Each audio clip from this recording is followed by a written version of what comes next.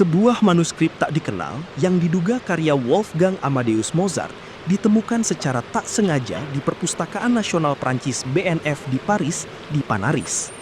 Penemuan ini berawal dari proses rutin kurasi katalog oleh seorang kurator bernama François Pierre Goy.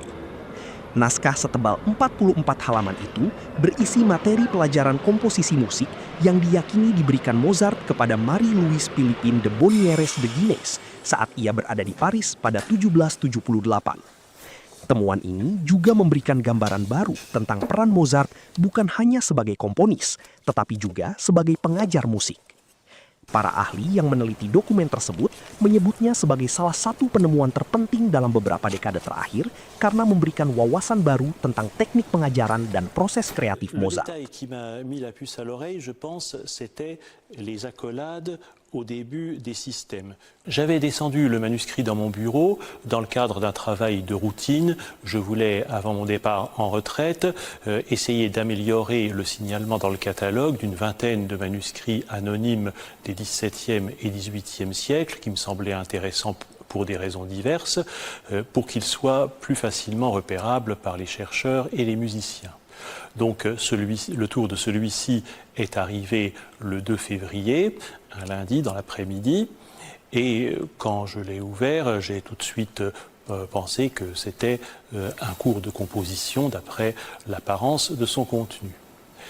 Et j'ai feuilleté le volume et vers la fin, quand je suis arrivé aux pièces pour flûte et harpe que j'ai examinées un peu plus attentivement parce qu'elles me semblaient pouvoir être des ajouts intéressants au répertoire, brusquement, certains détails de l'écriture m'ont semblé familiers. J'ai cherché dans mes souvenirs et finalement, je me suis souvenu que quelques semaines auparavant, j'avais eu à examiner des manuscrits de Mozart. Et puis, en bas, elle est coupée par un double trait qui, chez beaucoup d'autres compositeurs ou copistes, se trouve entre les deux systèmes. Et donc, là, on voit qu'il a, dès le début, ici, on voit une estampille. L'estampille, c'est un cachet qui marque la propriété de la bibliothèque sur le document, qui est d'un modèle utilisé entre 1865 et 1870. Et ça n'a l'air de rien, mais elle m'a permis aussi de rapprocher ce manuscrit d'une copie non autographe du concerto pour flûte et harpe que nous conservons également et qui a également cette même estampille. Et donc, rappelons ici que le concerto pour flûte et harpe a été également commandé par le duc de Guignes pour être exécuté par lui-même et sa fille, qui réunissent dans ce cas précis les trois portées des systèmes et qu'il a une manière très particulière de faire avec un double trait oblique qui coupe le bas de l'accolade au lieu de simplement séparer, se trouver entre les systèmes pour les séparer. Et donc ensuite j'ai vérifié naturellement, j'ai comparé avec d'autres manuscrits de Mozart qui étaient en ligne et tous les autres détails de sa notation, notamment les clés, l'écriture non musicale comme les indications de mouvement ou les indications d'instruments, les nuances, les trilles, etc., me semblaient concorder. Accolade assez arrondie, et puis en bas, elle est coupée par un double trait. Quand j'ai fait les comparaisons qui m'ont amené à conclure que c'était son écriture, d'un côté, je n'avais aucun doute tellement ça concordait bien, et d'un autre côté, ça me semblait absolument incroyable et inimaginable que surtout ce petit cahier sans apparence soit en partie de la main de Mozart et qu'en plus on est là des témoignages complètement inconnus de sa créativité. Dans un premier temps, j'ai demandé à ma collègue Laurence de Cobert, qui avait été commissaire de l'exposition Mozart à Paris et qui avait bien examiné à l'époque tous nos manuscrits supposés autographes de Mozart. Elle avait d'ailleurs rejeté certains d'entre eux comme des copies. Et donc, je lui ai envoyé des photos qu'elle n'a pu voir que le lendemain, et immédiatement, elle est venue le voir, elle était convaincue. Dans un second temps, le président de la bibliothèque, M. Pécou, a demandé que nous fassions expertiser la découverte, puisque on n'annonce pas une telle bombe, on ne lance pas une telle bombe sans quand même prendre quelques précautions, par un expert du Mozarteum de Salzbourg, et donc Armin Brinsing, directeur de la Bibliotheca Mozartiana, est venu à Paris les 28 et 29 juillet, et dès qu'il a atteint la première page où on voit l'écriture de Mozart, j'ai senti que lui aussi était convaincu. Et en dessous, là, on voit, comme c'est l'élève Mademoiselle de Guignes qui a continué, le détail qui m'a mis la puce à l'oreille, je pense, c'était les accolades au début des systèmes.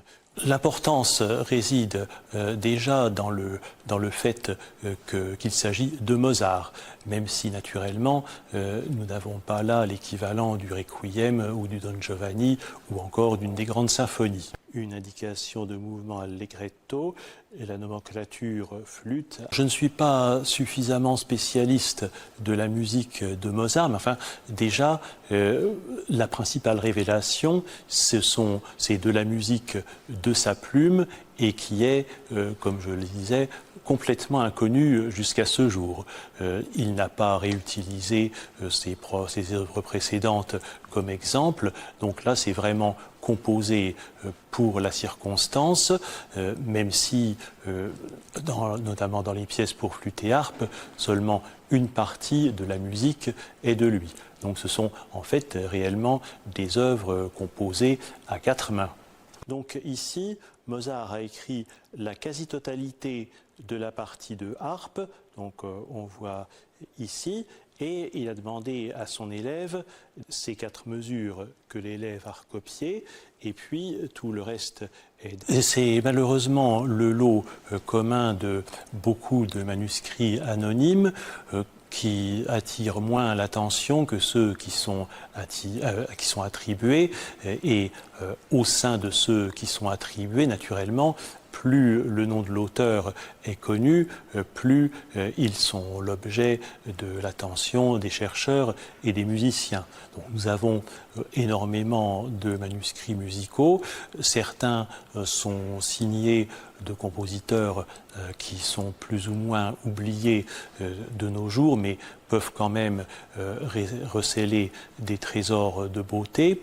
Alors, dans ce cas-là, il fallait vraiment se pencher vers lui et puis prendre le temps de l'examiner, et puis aussi, autre condition qui faisait justement que j'aurais très bien pu aussi ne pas remarquer que c'était l'écriture de Mozart, il fallait avoir en mémoire au moins certains traits de l'écriture de Mozart qui incitent à se poser la question de sa participation.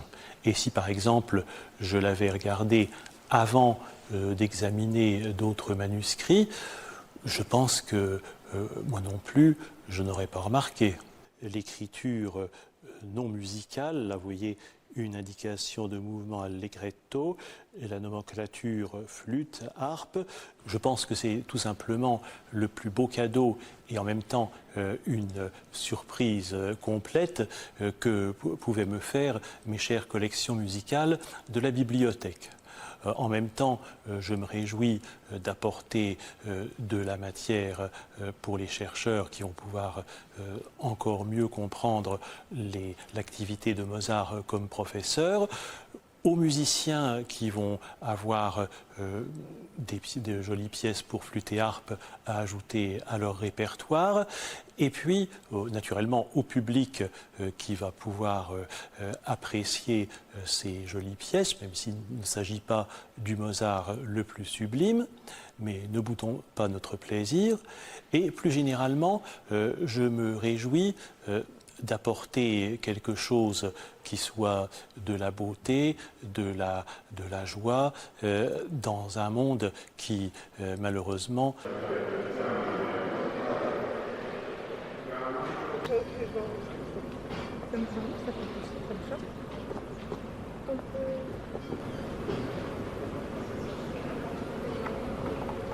Jelajahi cara baru mendapatkan informasi. Download Metro TV Extend sekarang.